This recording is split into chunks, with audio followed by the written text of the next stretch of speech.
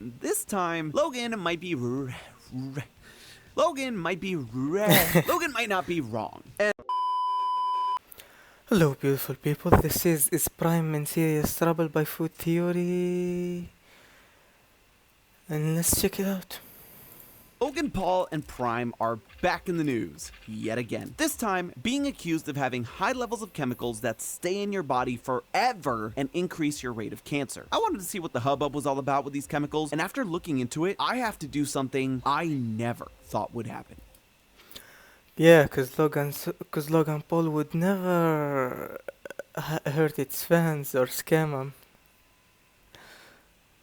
I bet CoffeeZilla right now is having a party. I have to defend Logan Paul. What the hell? Well, that was unexpected. Hello Internet, welcome to Food Theory, the show that'll stick with you forever. Speaking of which, Prime is getting sued in a class action lawsuit for allegedly having unacceptably high levels of polyfluoroalkyl substances, or PFAs, in their grape flavor. They're saying that the presence of these chemicals makes Prime illegal to sell. As a shock to absolutely no one, Logan's done a couple of videos in response to the allegations defending his drink. Naturally, I had to roll up my sleeves and dig in to see who's in the right here. I mean, we're no strangers to Logan and his reputation, and Prime might not be the best thing to make a cake out of, but straight up illegal? And you know what? The more I looked into these chemicals, the more terrifying it got. And let me tell you, the problem goes way beyond Prime. So today, not only am I going to show you why Logan and his drink might not actually be the problem this time, but why everything else in your kitchen might be. Let's take a look at where this whole debacle started. Back in August of 2023, a law firm took the case of a California woman who found high levels of PFAs in the grape flavor of Prime Hydration and decided to submit a class action lawsuit against Prime. For those of you who don't know, a class action lawsuit takes a whole group of people that all have the same issue against the company and makes one giant case instead of hundreds. It strengthens the overall argument and increases their odds of winning. The reason this is important is because they're essentially inviting anyone who's had a grape flavored Prime so they can potentially better their odds. Unfortunately for me, I don't drink Prime and red is my favorite flavor anyway, so next time, I guess. Essentially, what the plaintiff is saying is that she would never have bought the Primes that she did if they'd accurately marketed the presence of PFAs in their drink, and therefore That sounds like a solid argument. caused her and others like her, quote, physical damage and economic harm. Regardless of how many she bought, the real issue is that these forever chemicals have some serious side effects. They can lead to increased cancer risk, developmental delays in children, or even affect your ability to have children. So what the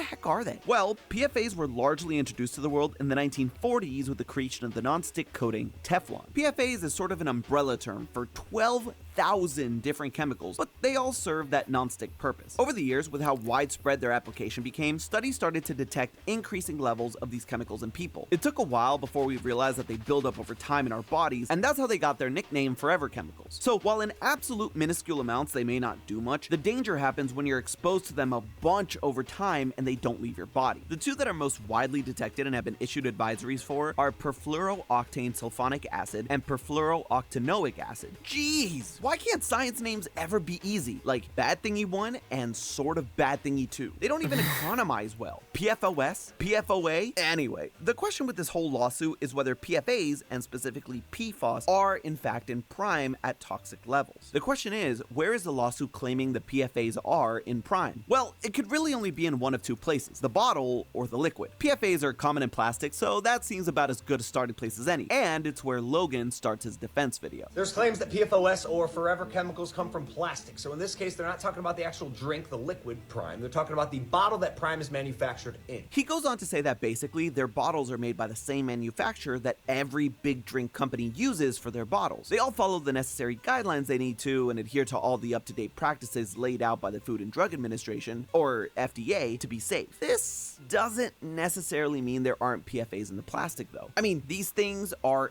everywhere, and I do mean everywhere. Remember when I said they make things non-stick? They also make things resistant to heat, oil, stains, grease, and water. And it's not just pots and pans that benefit from that. It's our pizza boxes, our popcorn bags, candy wrappers, even our clothes and furniture. And honestly, without them, all of our popcorn would stick to the bags and the grease in our pizzas would make them fall right through the boxes. Even your mattress cover most likely has PFAs in them. Here's the thing though, our bodies only absorb a small amount of PFAs through our skin. So unless you're actively eating your candy wrappers or chewing on your mattress cover in your sleep, you I may or may not have done this thing. shouldn't worry too much about them, which means you can rub a Prime bottle all over yourself without any concern. If that's like something you do, who am I to judge? Now, if there are PFAs in the plastic bottle, they can seep into the liquid, but studies show that plastic bottles are most likely not a significant source of PFAs. So if that's the case, then the liquid is where the majority of the PFAs allegedly are. According to the lawsuit, the woman suing Prime conducted independent third-party testing and found numerous ones in grape flavor. The testing claimed to find 0.06 ppt in Prime, 3 times as much. What's PPT? I mean, I'm familiar with ppm, parts per million.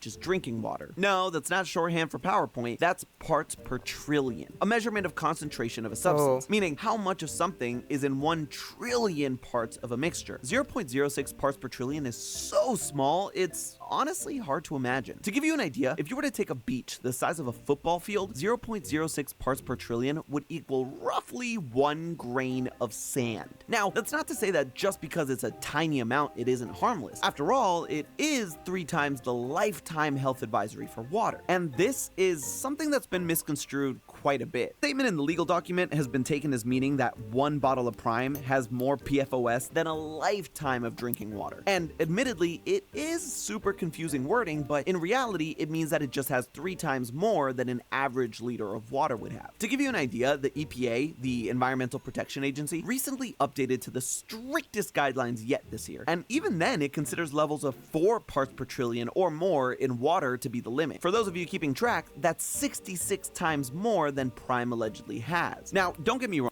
So what's the issue? If it's not a lethal dose, what's the issue? Prime's levels are still higher than the recommended safety advisory level, but this detection level is still far below what the government currently deems as enforceable. And I hate to do this, but Logan does also have a point. That's interesting, because the EPA says that anything under 1.1 ppt cannot be deemed as reasonably accurate. This is 100% accurate. Oh, it burns! But 1.1 ppt is the detection limit for PFOS, meaning what the independent study found isn't within accurate bounds. And as far as the cancer risk, well, the EPA calculates that in water, 0.5 micrograms of PFAs per liter, which, by the way, is a way higher concentration, increases cancer rate by 1 millionth. According to that, it translates to you having to drink 1,667 bottles of Prime to increase the cancer rate by 0.0001%. So, drinking a bottle of Prime won't kill you. It just tastes like it will. Now, this lawsuit is still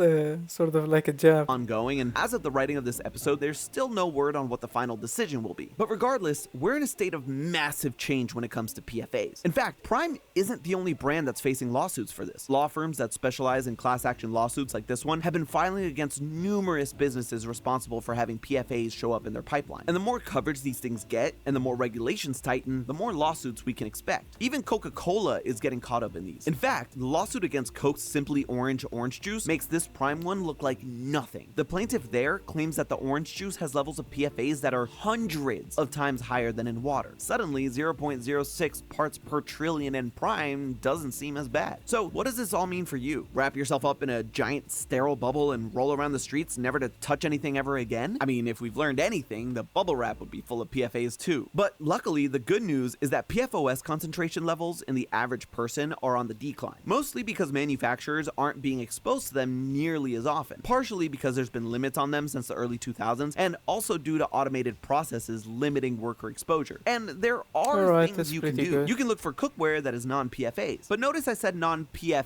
Some products may toot themselves as being non-PFOS, but that just means they're most likely using one of the other 12,000 chemicals. So what you want to look for is carbon steel or cast iron for non-toxic, non-stick alternatives. You can also reduce your fast food consumption. PFOS are in the grease-resistant packaging. Oh, and like I said, don't microwave popcorn. The PFOS from the bag leak into it. And if all of this seems ridiculous to you because you don't want to give up everyday foods and items like your clothing, don't worry. There's laws all over the world being pushed through to ban the usage of PFAs. In April, right after the hoopla with the Prime lawsuit came out, there was a bill that was introduced that would eliminate all non-essential uses of PFAs, meaning companies would have to petition the EPA to deem their product essential if they wanted to continue having them. Even in Europe, PFAs have been restricted for over 10 years, and there's a proposal being published for a blanket ban on all PFAs as early as 2026. We're only now truly starting to understand the dangers of PFAs and the levels at which they're dangerous, so big changes aren't going to happen for some time. The point here is that while you should absolutely try and limit your exposure to PFAs, and there are steps that are being taken to reduce them in the products all around us, they